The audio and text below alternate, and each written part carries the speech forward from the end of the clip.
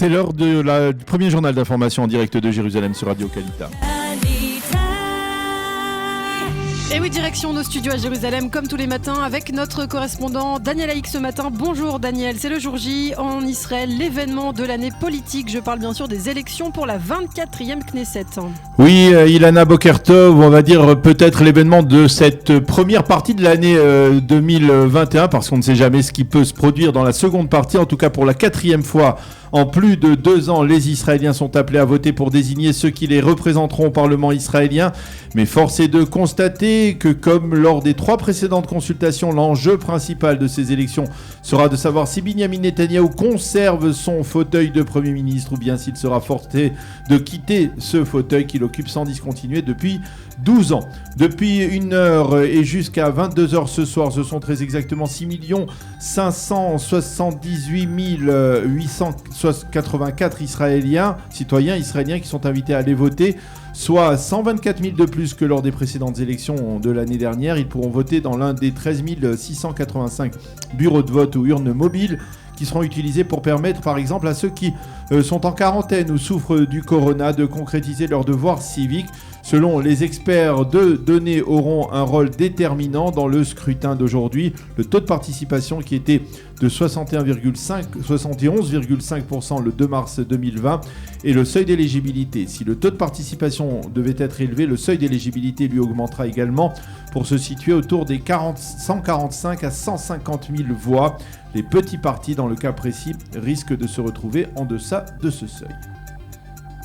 Et jusqu'à la dernière minute, hier et aussi ce matin encore, les états-majors politiques œuvraient d'arrache-pied pour optimiser leur potentiel électoral. Oui, effectivement, et comme la campagne a été relativement courte en raison de l'épidémie et plutôt monotone en raison de sa répétition, eh bien les formations les plus riches ont beaucoup investi sur cette journée électorale.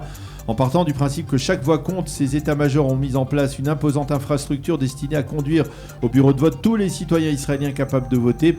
Les bureaux de vote fermeront donc à 22h dans les grandes villes et l'on estime que l'on ne connaîtra les résultats définitifs de ce scrutin que dans l'après-midi de jeudi. Il faudra en effet tenir compte cette fois du nombre important, plus important qu'à l'accoutumée, de doubles bulletins de vote. Il s'agit des bulletins des soldats, mais aussi des personnes hospitalisées, des malades du corona et des personnes en quarantaine, soit environ 430 000 personnes au total. Le décompte de leurs voix ne débutera d'ailleurs que dans la journée de mercredi demain. Et alors que nous serons ensemble ce soir justement avec vous Kalita pour les premiers résultats, déjà peut-être pouvez-vous nous dire quelles sont les dernières tendances, Daniel, alors qu'il est interdit de publier depuis vendredi de nouveaux sondages?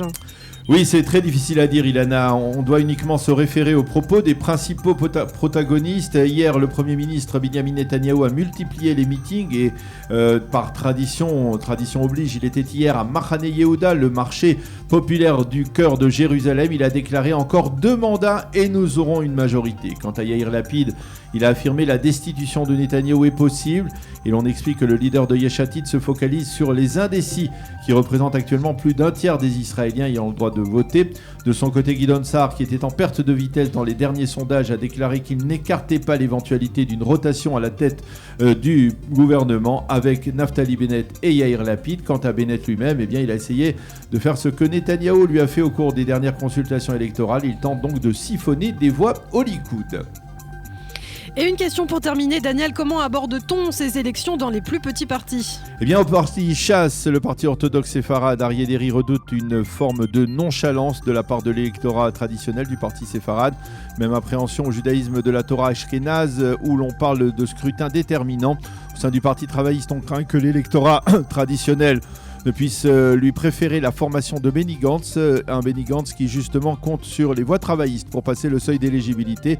Au sein du parti Meretz, à l'extrême gauche de l'échiquier politique, on a le sentiment d'un retour au bercail d'une partie de l'électorat habituel et l'on espère passer donc le seuil d'éligibilité, ce qui n'était pas du tout évident au cours des dernières semaines dans les sondages. Même optimisme dans le parti de Betzalel Smotrich du sionisme religieux.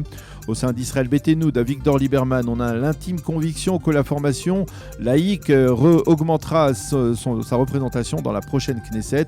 Quant aux candidats dans le secteur arabe, eh bien, ils craignent qu'un faible taux de participation ne profite à Binyamin Netanyahou. C'est la fin de ce premier journal d'information.